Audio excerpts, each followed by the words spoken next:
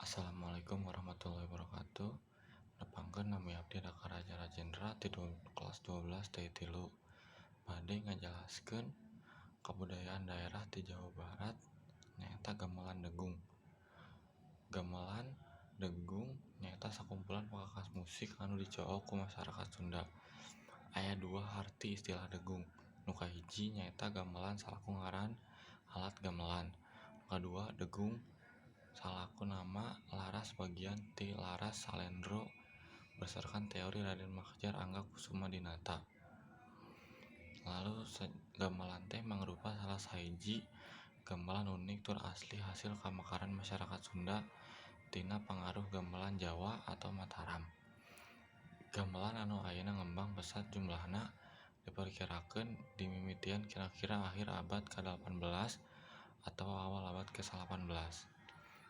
Ciap Kuns nu ngarekam gamelan sakuliah Jawa dina bukuna Ton Kuns van Java tahun 1834 nyatet gamelan kapanggih di Bandung nu aya 5 alat, Sumedang 3 alat, Cianjur hiji alat, Ciamis hiji alat, Kasepuhan hiji alat, Kanoman hiji alat, Dharmaraja hiji alat, Banjar hiji alat, jeung Singaparna hiji alat.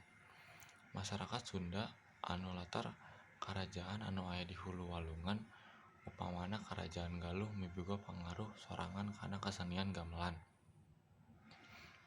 Utamana lagu-laguna anu diwarnaan ku kaayaan walungan, diantarana Tembang Manintin, Galatik Manggut, Kintel, Buluk, jeung Sang Bango.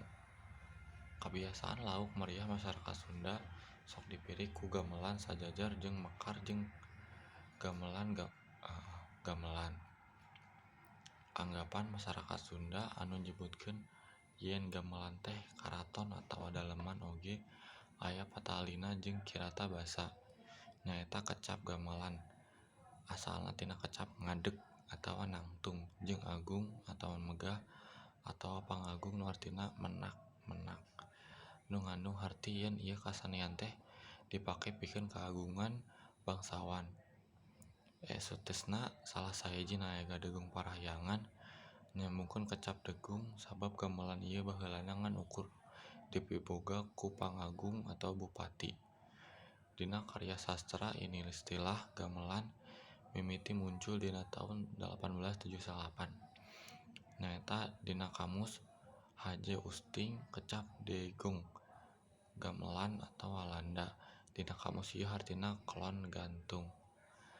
Gamelan nu usiana tos tua salain nu aya ti Karaton Kasepuhan. Gamelan degung nyaeta gamelan degung Pangasih nu aya di Museum Prabu Geusan Ulung Sumedang. Lalu nu aya ayeuna zaman baheula gamelan ngan ukur dicoko salaku alat instrumental. Bupati Cianjur RT Wiranatakusumah V ngalarang gamelan ngagunakeun degung folk atawa vokal sabab ngajadikeun suasana kurang serius atawa rucah.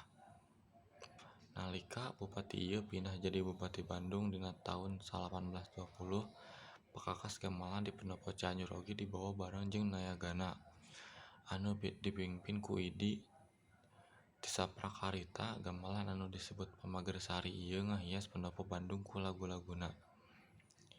Ningali jeung ngupingkeun kaendahan gamelan, salah saurang padagang Pasar Baru Bandung keturunan Palembang, Ki Agus Haji Anang Thoyib ngarasa kataji pikeun ngagunakeunana dina hajatan anu diayakeunana.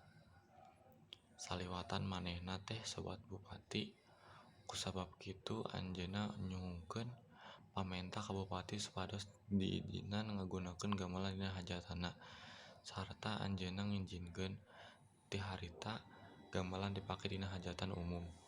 Pamenta kitu beuki loba camat nitah nyieun gamelan deui, sarta dijieun gamelan anyar anu disebut Purbasasaka dipingpin ku Oyo. Saacana waditra instrumen gamelan degung teh sapertos karomong atau bonang nu 13 pencelon, cempres sareng panjang 11 wilah, degung atawa jenglong genep pencelon jeung goong hiji.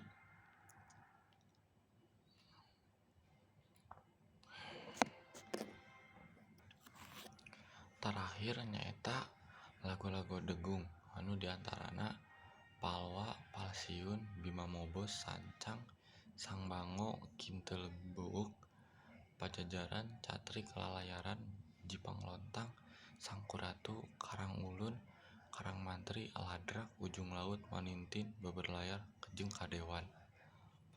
Mung sakitu nu dipikatur. Hapunten bilaya kalapatan. Wassalamualaikum warahmatullahi wabarakatuh.